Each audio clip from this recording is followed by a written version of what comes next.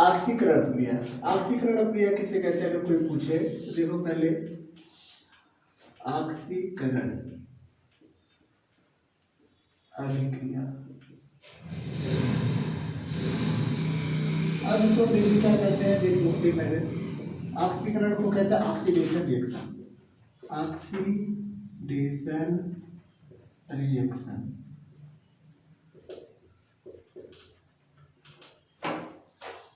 किसे कहते हैं इसकी परिभाषा देखो। ऑक्सीकरण क्रिया देखो सुनो पहले, ऐसी रासायनिक क्रिया जिसमें ऑक्सीजन का योग होता है, मतलब ऑक्सीजन उसमें जुड़ेगा एवं हाइड्रोजन बाहर निर्मुक्त होगा, बाहर निकलेगा, उस प्रयोग हम क्या कहते हैं ऑक्सीकरण ना।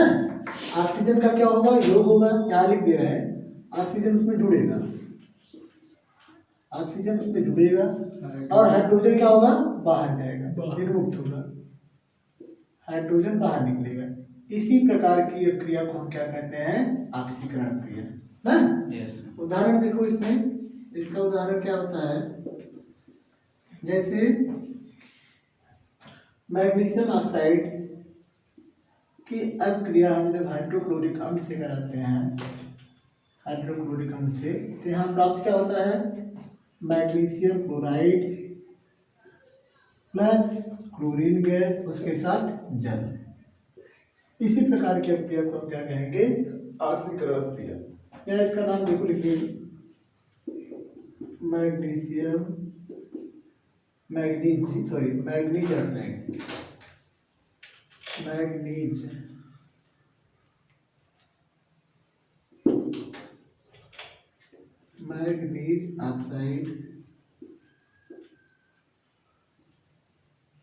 ऑक्साइड ये हाइड्रोक्लोरिक अम्ल,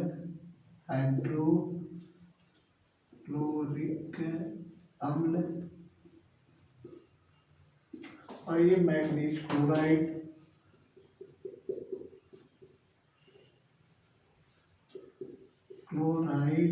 ये क्लोरीन गैस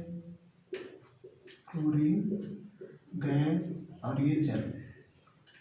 इस प्रकार की क्रिया होती है। ये पहला क्रिया था। ये देखो बैलेंस है कि नहीं, रिएक्शन बैलेंस है कि नहीं देखेंगे तो मैग्नीज का संख्या अभिकारक में 1 है, इधर भी मैग्नीज की संख्या 1 ही है ना। ऑक्सीजन की संख्या इधर अभिकारक में 2 है, लेकिन इधर ऑक्सीजन की संख्या देखेंगे 1 है, तो इसको 2 बनाने के लिए आगे 2 का गुणा करें तभी तो 2 होगा। तो जैसे आगे 2 का गुणा किए तो हाइड्रोजन की संख्या भी बढ़ गई। हाइड्रोजन कितना हो गया 2 गुना 4, तो इसको 4 बनाने के लिए आगे जब हम 4 का गुणा कर देंगे तो यहाँ हाइड्रोजन भी 4 हो जाएगा। अब बचा है सिर्फ क्लोरीन। क्लोरीन की मात्रा देखो इधर अभिकारक में 4 हो गई, इधर देखोगे बाद में 2 यहाँ है 2 यहाँ, मिलकर कितने हुए 4 हो गए। ये रिएक्शन क्या हो गया बैलेंस हो गया ना।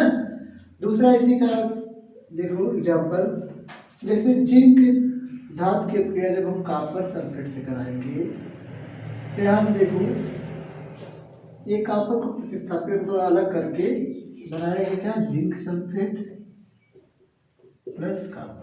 इसको लिख दो जिंक धातु, इसका नाम पूरा जिंक धातु, ये कॉपर सल्फेट,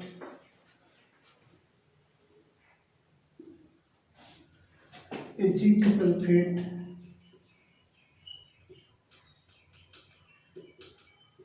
ये कॉपर धातु। ये पहले क्रिया हुई। दूसरी क्रिया क्या है अपचयन क्रिया, अपचयन अभिक्रिया है ना। अब अपचयन क्रिया को क्या कहते हैं अगर अंग्रेजी कोई पूछे, इसका नाम है रिडक्शन क्रिया, reduction reaction, reduction reaction.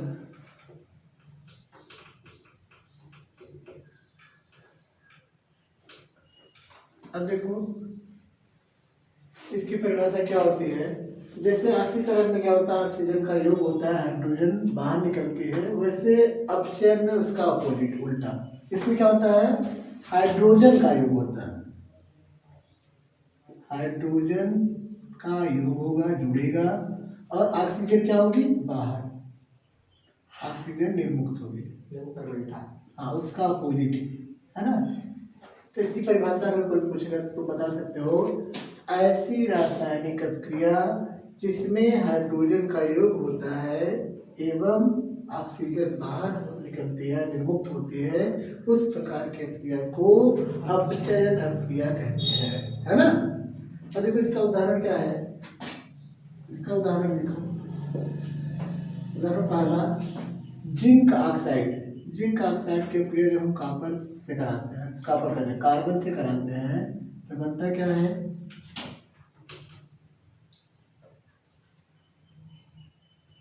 Carbon monoxide plus zinc. Zinc oxide के अभिक्रिया कार्बन से कराते हैं, क्या बनेगा, कार्बन मोनोऑक्साइड और जिंक धातु, है ना।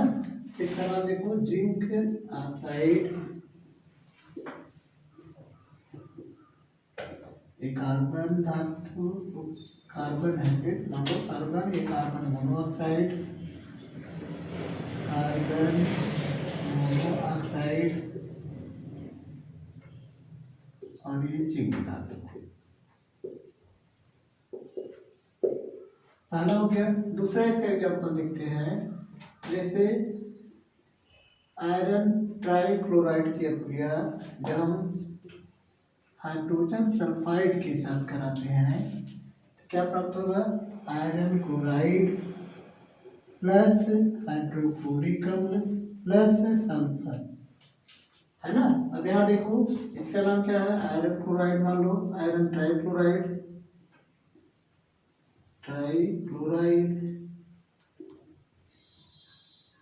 इसको हाइड्रोजन सल्फाइड कहते हैं, हाइड्रोजन सल्फाइड।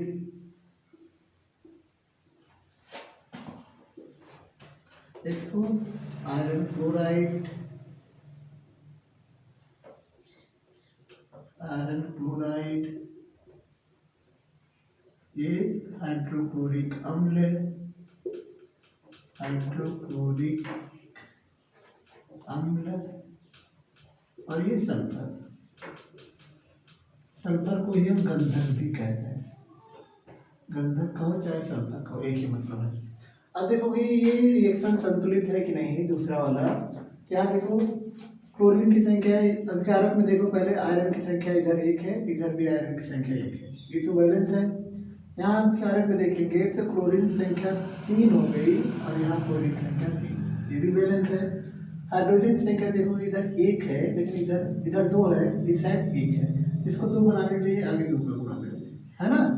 जैसे आगे हम 2 का गुणा कर देंगे तो क्या हो जाएगा, हाइड्रोजन बैलेंस हो जाएगा।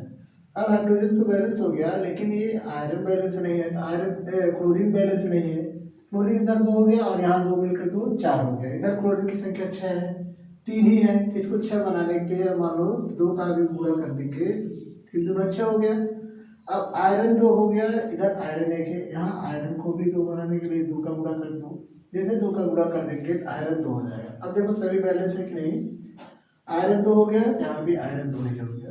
क्लोरीन की संख्या 3 दूना 6, इधर 2 दूना 4, 4 2 6, ये भी बैलेंस हो गया। हाइड्रोजन इधर 2 है तो हाइड्रोजन इधर भी 2 है, सल्फर 1 सल्फर 1, ये पूरी अभिक्रिया क्या हो गई, अपचयन अभिक्रिया।